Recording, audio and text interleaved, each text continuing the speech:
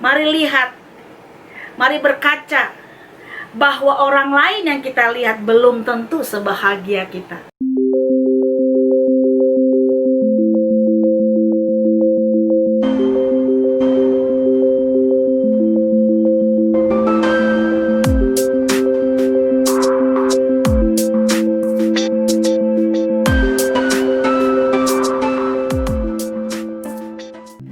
Saya akan memulai hari ini dengan satu cerita yang menurut saya sangat luar biasa.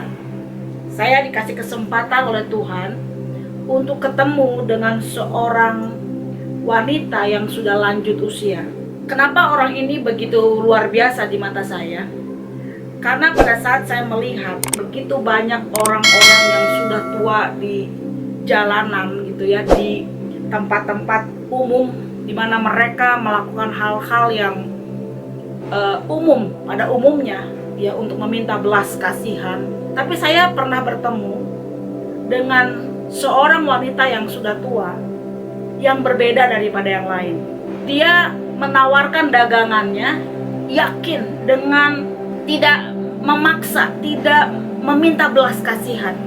Dan saya melihat bahwa makanan yang dia tawarkan itu bukan makanan yang eceh-eceh. Dan dia menawarkannya dengan sukacita, dengan muka yang gembira, dengan muka yang seperti tidak ada beban.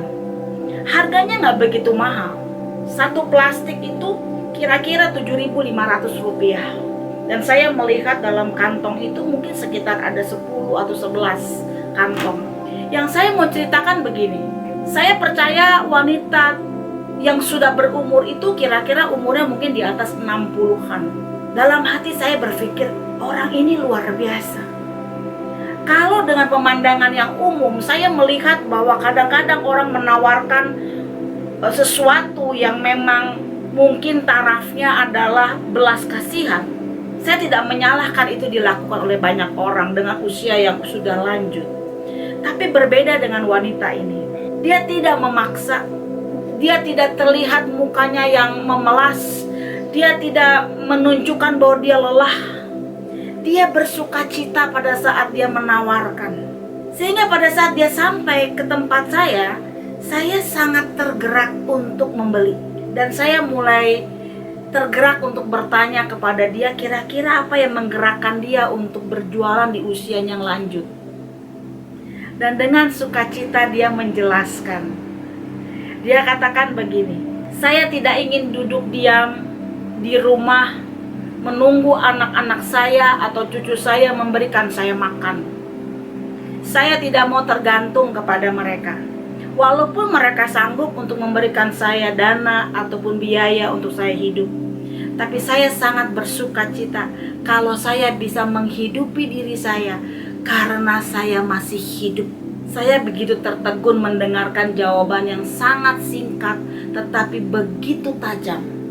Wanita tua, wanita yang sudah berumur ini tidak pernah mau menggantungkan hidupnya kepada anak-anaknya. Saya tidak tergerak untuk bertanya lebih lanjut apakah anak-anaknya adalah anak-anak yang mampu atau anak-anak yang bisa menghidupi dia lebih daripada sekedar jualan yang dia bawa.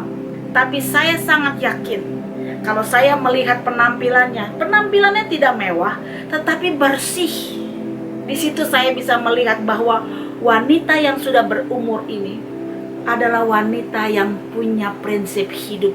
Prinsip hidup ini sangat jarang kita lihat lagi di situasi-situasi seperti ini. Saya sangat termotivasi.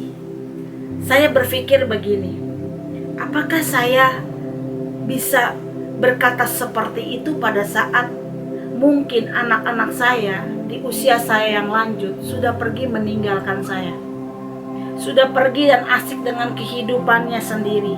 Apakah saya masih bisa berkata-kata seperti wanita yang sudah berumur ini? Saya tertegun sejenak. Betapa luar biasa prinsip hidup wanita ini. Dia percaya penuh bahwa dia masih mampu bekerja dengan sukacita, dengan mimik yang tidak memelas, tetapi dengan keadaan yang sederhana saja. Tanpa wanita itu sadari, dia sudah memotivasi saya untuk saya mengerti bahwa hidup ini tidak pernah ada yang tahu bagaimana ujungnya. Dan saya sangat-sangat terberkati pada saat dia berkata-kata dengan suara yang sangat sederhana, bahwa cukup dengan dia bekerja seperti ini, dia mampu hidup, dia mampu menikmati, bahkan dia mampu memotivasi orang lain tanpa dia sadari. Sahabat-sahabat yang luar biasa, bagaimana dengan kita? Pada saat usia kita masih muda, pada saat kita masih mampu melakukan apapun dalam kehidupan ini, apakah kita sudah punya moto hidup yang akan kita pegang justru pada saat di usia tua nanti? Saya sangat terkesan betapa hebatnya barangkali keputusan yang harus dia ambil pada saat dia harus hidup, menghidupi dirinya sendiri di usia yang sudah tidak muda lagi. Tapi sungguh sahabat-sahabat yang luar biasa, saya tidak melihat mukanya yang lelah, yang penuh dengan mungkin keluh kesah. Saya melihat senyum di dalam dia menawarkan dagangannya. Ini luar biasa. Saya sangat termotivasi, saya sangat terberkati. Walaupun dia hanya berkata-kata yang sederhana, ternyata pada saat kita mau memotivasi orang lain, gak perlu dengan teriak-teriak atau dengan suara-suara yang lantang. Kalau itu dibungkus dengan kepura-puraan, orang lain tidak akan terberkati. Tetapi dengan perkataan yang sederhana dari seorang wanita yang sudah cukup umur, saya terberkati. Saya seperti tertampar. Apakah saya pada usia seperti wanita itu, seperti beliau ini, akan berkata-kata seperti itu? Dan pada saat kita berkata-kata hal yang positif di dalam hidup kita, berkata-kata yang baik di dalam hidup kita, maka seluruh kebahagiaan kita ini sebenarnya mengikuti. Dan itu terpancar dari muka kita, dari perkataan kita, bahkan pikiran kita. Kalau hari ini saya berbagi kesaksian ini dengan saudara semua, mari berpikir dengan jernih sebelum kita berkata-kata.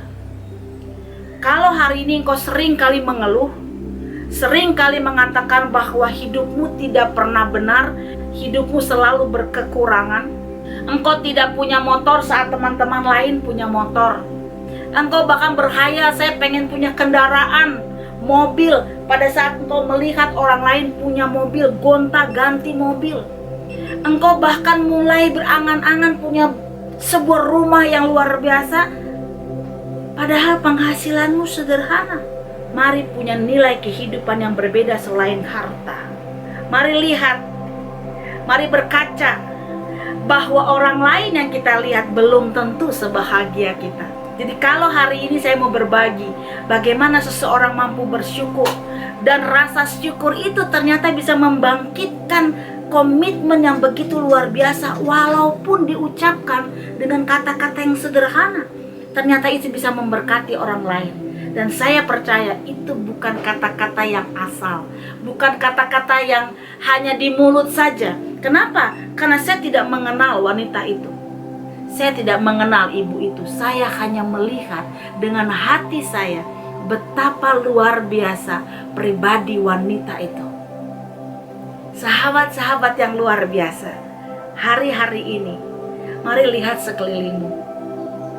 Kalau engkau melihat dengan hatimu yang bersih, maka engkau akan melihat betapa engkau diberkati, betapa engkau lebih baik, betapa engkau tidak bersyukur, karena ternyata begitu melimpah berkat Tuhan atas hidupmu. Mulai merenung, mulai berpikir, sehingga engkau tahu bagaimana mengucap syukur atas segala berkat yang Tuhan sudah siapkan kepadamu.